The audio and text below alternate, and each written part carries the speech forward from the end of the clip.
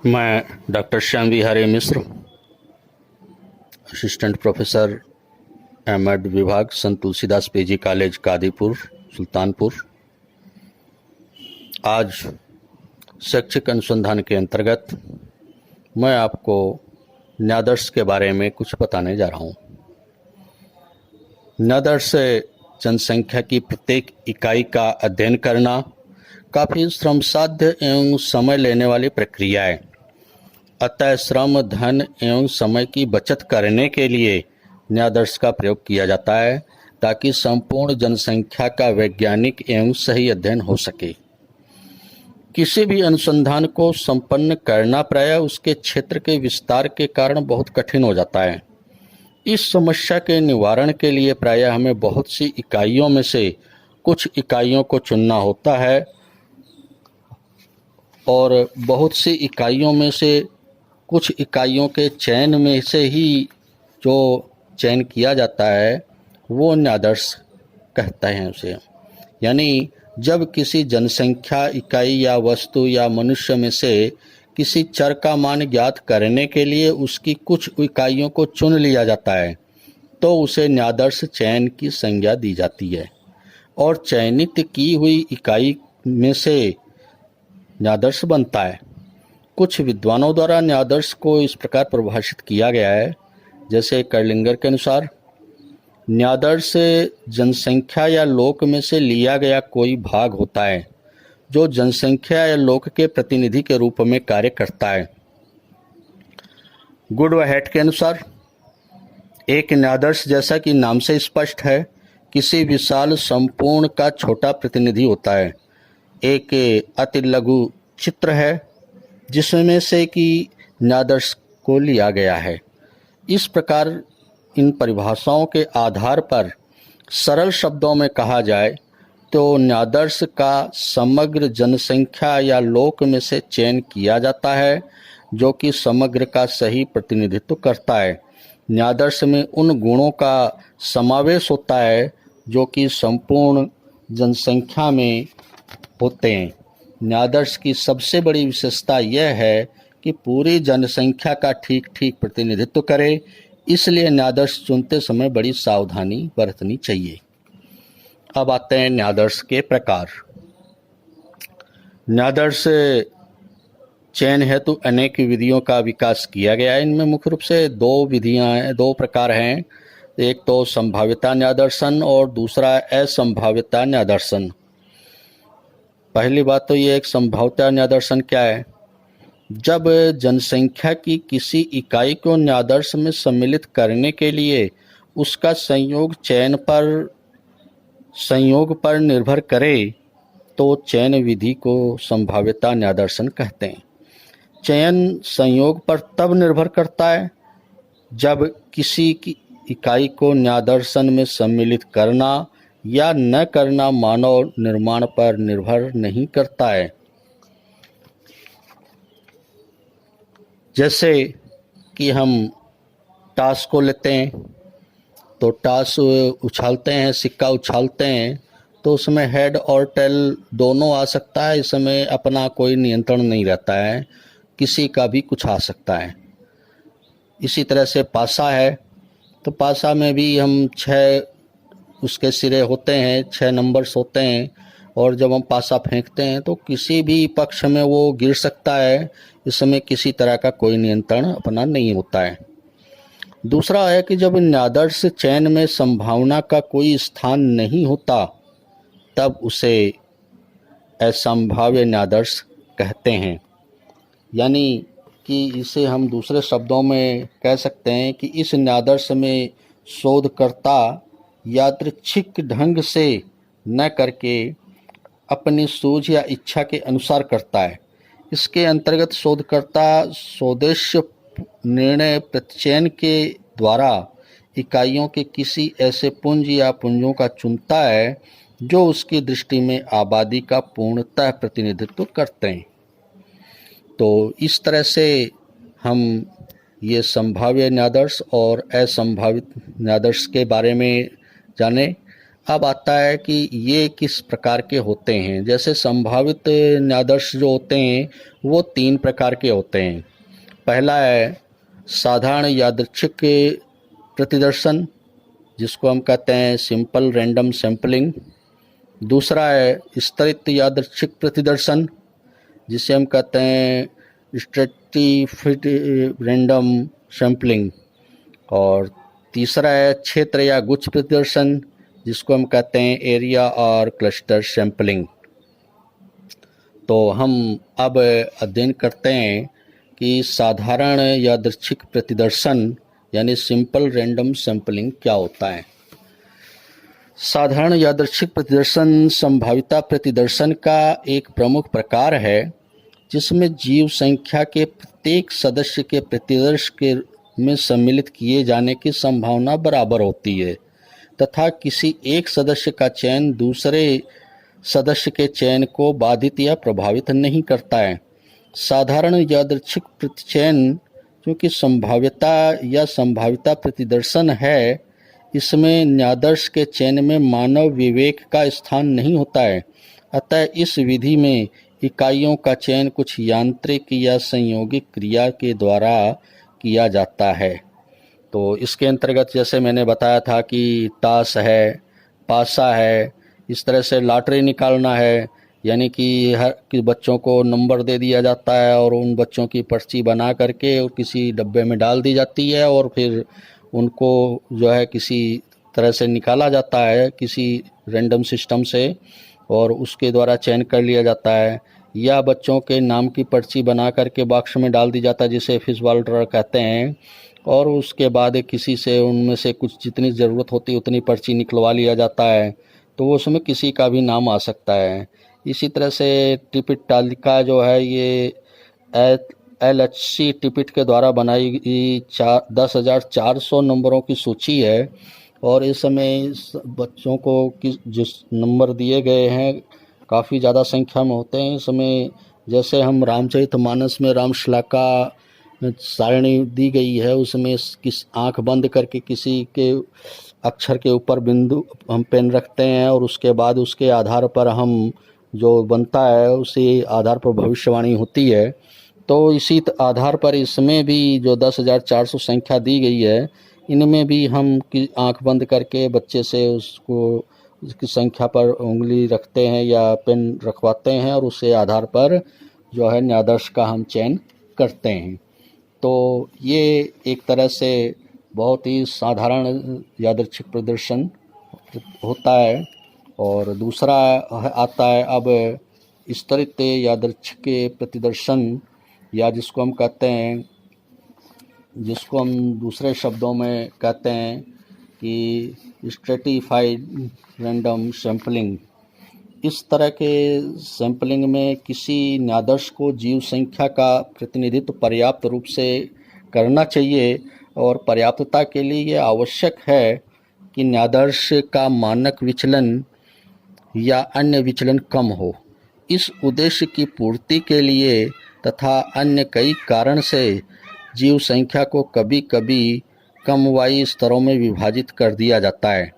इसके लिए प्रत्येक स्तर में पड़ने वाली इकाइयों का ढांचा तैयार करते हैं और उन भिन्न स्तरों के ढांचे से इकाइयों को यादृच्छिक न्यादर्शन विधि से चुन लेते हैं। इस विधि को स्तरीकृत यादृच्छिक प्रतिदर्शन कहते हैं। और तीसरा आता है जो कि होता है गुच्छे या क्षेत्र प्रदर्शन, एरिया और क्लस्टर सैंपलिंग। इसको में हम कह सकते हैं कि ये कभी कभी प्रतिदर्श की इकाइयाँ चर की प्राकृतिक इकाइयाँ न होकर उनके स्वाभाविक समूह या गुच्छे होते हैं। प्रतिदर्शन की इस विधि में गुच्छों को का ही ढांचा बनाया जाता है। इस ढांचे से यादृच्छिक प्रतिदर्श चुना जाता है और तत्पश्चात गुच्छों में पड़ने वाली प्रत्येक इकाई का अध्ययन किया जाता है। यदि इकाइयाँ आवश्यकता से अधिक हैं तो आवश्यक इकाइयों का चयन यादृच्छिक की विधि द्वारा कर लिया जाता है। इसे उप प्रतिदर्शन भी कहते हैं। उदाहरण के लिए यदि किसी नगर के कक्षा 10 में पढ़ने वाले विद्यार्थियों पर कोई अध्ययन किया जाना है तो कक्षा 10 तक के सभी विद्यालय इस अध्ययन की इकाई अथवा जनसंख्या होंगे। अब इन सभी विद्यालयों में से कुछ विद्यालयों का यादृच्छिक चयन करके उनकी कक्षा 10 की क्लास का भी यादृच्छिक चयन कर लिया जाएगा। अब प्राप्त कक्षाएं जो कि अलग अलग गुच्छ में होंगी, उन सभी गुच्छों के समस्त छात्रों को अध्ययन के लिए प्रतिदर्श के रूप में चुन लिया जाएगा।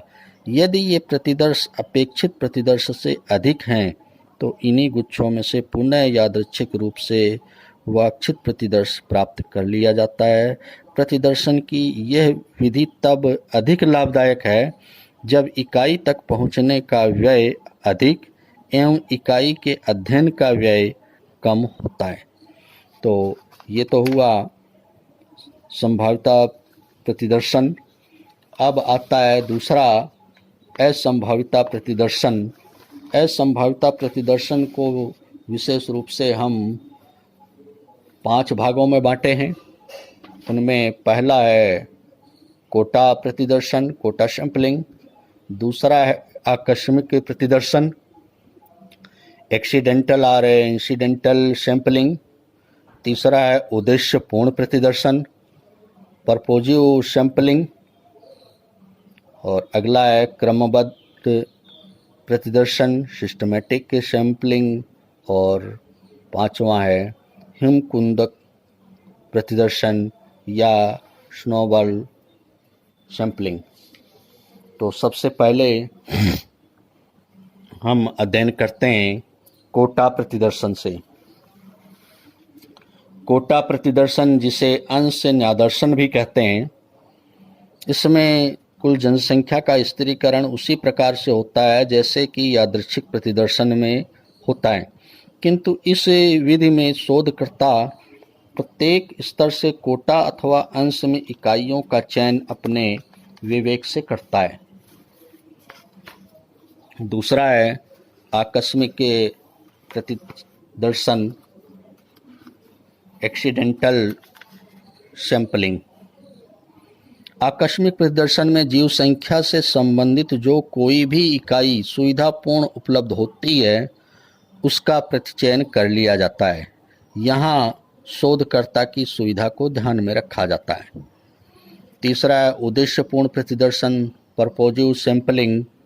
उद्देश्यपूर्ण प्रतिदर्शन में शोधकर्ता जनसंख्या के उस समूह की इकाइयों का चयन करता है जिसे वह पूर्व ज्ञान के आधार पर उस जनसंख्या का प्रतिनिधि समझता है।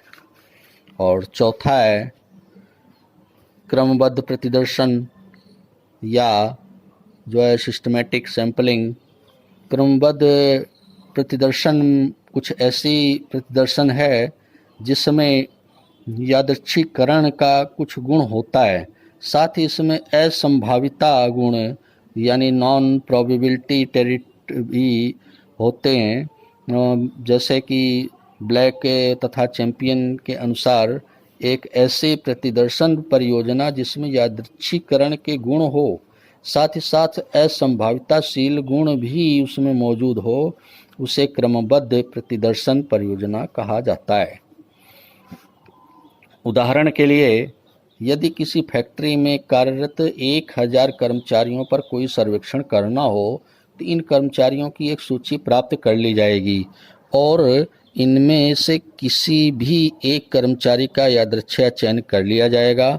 माना ये कर्मचारी सूची क्रम में 7वां है तो प्रतिदर्श में इसका चयन करने के बाद हर 5वां या 10वां व्यक्ति शामिल कर वांछित न्यायादर्श प्राप्त कर लिया जाएगा। इसके बाद अगला आता है हिमकंदुक प्रतिदर्शन या स्नोबॉल सैंपलिंग। हिमकंदुक प्रतिदर्शन एक ऐसा संभावित प्रतिदर्शन है जिसका प्रयोग शोधकर्ता उस परिस्थिति में करता है जब वह व्यक्तियों के बीच अनौपचारिक सामाजिक संबंधों का अध्ययन करना चाहता है। हिमकंदुक प्रतिदर्शन को परिभाषित करते हुए कहा जा सकता है कि यह प्रतिदर्शन एक ऐसी विधि है जिसमें किसी सीमित समूह या संगठन में सभी सदस्यों को अपने दोस्तों एवं साथियों की पहचान करने को कहा जाता है और इस प्रकार से शोधकर्ता के समक्ष परिस्थितियों का एक समूह उभर कर सामने आता है, जिससे उसे उस समूह के पूर्व सामाजिक के पैटर्न यानी तरीकों या प्रारूप का पता चल जाता है। और इस तरह प्रतिदर्शन में कुछ खास व्यवहार को जैसे दोस्ताना संबंध को आधार बनाया जाता है। मूलतः हिमकंदुक प्रतिदर्शन का स्वरूप समाज मितीय पर आधारित होता है। इनमें प्रत्येक व्यक्ति को यह बताना अनिवार्य होता है कि वो संबंधित जानकारी या सूचना को कहाँ से प्राप्त करते हैं। इससे शोधकर्ता को एक परस्पर अंतःक्रिया का पैटर्न पता चल जाता है। तो ये तो आपका संभाविता प्रतिदर्शन के जो मुख्य प्रकार हैं उनके बारे में आपको ये जानकारी दी गई है। निश्चित रूप से ये आपके अध्ययन के लिए उपयोगी हैं। अब आता है न्यायादर्श के आधार कौन कौन से होते हैं। इस विधि के अंतर्गत न्यायादर्ष के जो आधार हैं उनमें कुछ भाग है जो ऐसे निकाले गए हैं जो निष्कर्ष जो है समग्र के प्रतिनिधि के रूप में सिद्ध होते हैं। इनके लिए जो आधार होते हैं उनमें मुख्य रूप से संपूर्ण जनसंख्या की एकरूपता, प्रतिनिधि चुनाव की संभावना और प्रतिनिधि का लगभग सही होना ये माना जाता है। अब हम आते हैं कि एक अच्छे न्यायाधीश की क्या विशेषता होनी चाहिए। एक अच्छे न्यायाधीश जो होता है वो हमारे शोध कार्य के लिए बहुत ही उपयोगी होता है और निश्चित रूप से शोध की दिशा को सही दिशा में ले जाने के लिए अच्छा न्यायाधीश उपयोगी होगा। शोध कार्य में हमारा न्यायाधीश उतना ही वास्तविक होगा जितना हमारा न्यायाधीश अच्छा होगा। न्यायाधीश के सफल होने पर ही अध्ययन की सफलता संभव है। इसके लिए आवश्यक क्या है कि न्यायाधीश प्रतिनिधिपूर्ण हो, पर्याप्त आकार हो उसका, न बहुत छोटा हो न बहुत बड़ा हो, पक्षपात या मिथ्या सुझाव से मुक्त हो, न्यायाधीश अध्ययन विषयों के उद्देश्यों के अनुकूल हो, सामान्य ज्ञान तथा तर्क पर आधारित हो तथा व्यावहारिक अनुभवों पर आधारित हो। ये प्रमुख रूप से इसकी विशेषता होनी चाहिए। अब आता है न्यायाधीश के चयन की आवश्यकता क्यों पड़ती है, क्या कारण है कि न्यायाधीश के चयन की आवश्यकता पड़ती है। तो पहली बात तो है कि इससे समय की बचत होती है, धन की बचत होती है, अधिक सत्यता ज्ञात किया जाता है, प्रशासकीय सुविधाएं प्राप्त की जा सकती है और विस्तृत जानकारी प्राप्त करने के लिए और समस्त समष्टि का अध्ययन असंभव है, इसलिए न्यायाधीश लेना आवश्यक हो जाता है और इसके चयन की आवश्यकता होती है। अब आता है कि न्यायाधीश की उपयोगिता क्या है, ये उपयोगी कब होता है, किस आधार पर इसका उपयोग होता है। तो सांख्यिकीय न्यायाधीश का उपयोग इस आधार पर होता है कि न्यायाधीश में प्राप्त सूचना पूरी समष्टि की विशेषताओं पर प्रकाश डालने में सहायक सिद्ध होता है। इसके अलावा इसकी गति तीव्रतर होती है। जब किसी विषय में परिणामों की शीघ्रता हो तो यह विधि पूरी तरह से सहायता करती है। इसके अलावा न्यायाधीश किसी अज्ञात समष्टि के विषय में केवल अनुमानों का आश्रय नहीं देते बल्कि माप भी प्रस्तुत करते हैं।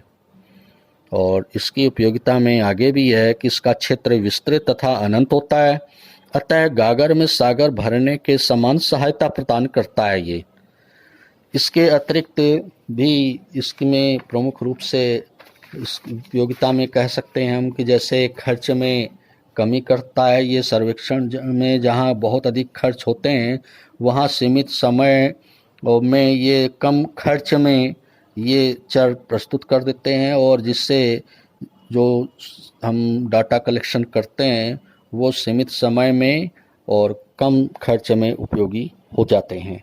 इसके अलावा ये दक्षता में भी वृद्धि करता है, ये व्यय के अनुपात को कम करता है, साथ साथ ही सभी इकाइयों का अध्ययन न करने से परिणाम में त्रुटि रह जाती है तो निश्चित रूप से व्यय में कमी हो जाने के कारण सर्वेक्षण की जो दक्षता होती है वो बढ़ जाती है। इसके अलावा परिणाम की शुद्धता भी निश्चित रूप से प्रभावित होती है। परिणाम की शुद्धता परिणाम प्राप्त करने में लगी हुई जनशक्ति की कुशलता पर निर्भर है। सभी इकाइयों का अध्ययन करने के लिए अधिक व्यक्तियों की आवश्यकता होगी, जिन्हें सीमित साधनों से प्राप्त नहीं किया जा सकता। यदि सर्वेक्षण दोषपूर्ण हुआ तो अधिक इकाइयों के अध्ययन से त्रुटि में विस्तार ही होगा। तो इस तरह से हम इनके उपयोग को निश्चित रूप से काफ़ी महत्वपूर्ण मान सकते हैं। अब आगे हम अंतिम टॉपिक आता है इसका, वो ये है कि न्यायादर्श को दोषपूर्ण बनाने में कौन कौन से घटक जो होते हैं वो जिम्मेदार होते हैं। तो न्यायादर्श को दोषपूर्ण बनाने में मुख्य रूप से कहा जा सकता है कि प्रतिदर्श से प्राप्त वर्णनात्मक सांख्यिकी यानी डिस्क्रिप्टिव स्टैटिस्टिक का समष्टिज यानी पैरामीटर से महत्वपूर्ण रूप से भिन्न होना दोष है। इस दोष के दो कारण हैं। पहला है प्रतिदर्शी त्रुटि यानी सैंपलिंग एरर, और दूसरा अप्रतिदर्शी त्रुटि नॉन सैंपलिंग एरर। प्रतिदर्शी त्रुटि यानी सैंपलिंग एरर, यह त्रुटि प्रतिदर्शन के कारण उत्पन्न होती है। संभाव्यता प्रतिदर्शन यानी प्रोबेबिलिटी सैंपलिंग में इसे सांख्यिकी की सहायता से अनुमानित किया जा सकता है, अतः यह त्रुटि चिंताजनक नहीं है। दूसरा है अप्रतिदर्शी त्रुटि नॉन सैंपलिंग एरर। यह त्रुटि पक्षपातपूर्ण प्रतिदर्शन यानी बेस्ड सैंपलिंग के कारण उत्पन्न होती है। दूसरे स्थान पर अप्रतिदर्शी त्रुटि का कारण मापन में की जाने वाली त्रुटि से है। यह त्रुटि मापने के लिए प्रयुक्त उपकरण में विश्वसनीयता एवं वैधता की कमी के कारण हो सकती है। इसके अतिरिक्त अप्रतिदर्शी त्रुटि का तीसरा कारण आंकड़ों को लिखने, व्यवस्थित करने एवं विश्लेषित करने में हुई त्रुटि एवं कमी से है। कभी कभी हम उन आंकड़ों को ठीक से संपादित नहीं कर पाते, जिससे परिणाम दोषपूर्ण हो जाते हैं। स्पष्ट है कि अनुसंधान में प्रतिदर्शन बहुत ही महत्वपूर्ण चरण है, क्योंकि इसी प्रक्रिया पर शोध के परिणाम की शुद्धता एवं व्यापकता निर्भर होती है। अतः इसे अत्यंत सावधानी से किया जाना आवश्यक है। अब हम संक्षेप में कहें तो आज हमने जो अध्ययन किया है उनमें हमने न्यायादर्श की परिभाषा, न्यायादर्श के प्रकार, न्यायादर्श के चयन की विधि, इसके अलावा इनके गुण, इनकी विशेषताएं, साथ साथ हमने इनके दोष को भी बताने का पर्याप्त प्रयास किया है। और निश्चित रूप से आज की जो जानकारी है वो आप लोगों के लिए बहुत उपयोगी होगी। आगे का अध्ययन हम अगले वीडियो में आप लोगों को देंगे। आप निश्चित रूप से इस वीडियो के द्वारा न्यायादर्श के बारे में अध्ययन करके काफ़ी कुछ सीखने का प्रयास करेंगे। पुनः बहुत बहुत धन्यवाद। Doctor Shyam Bihari Mishra, assistant professor, संत तुलसीदास पीजी कॉलेज, कादीपुर, सुल्तानपुर। धन्यवाद।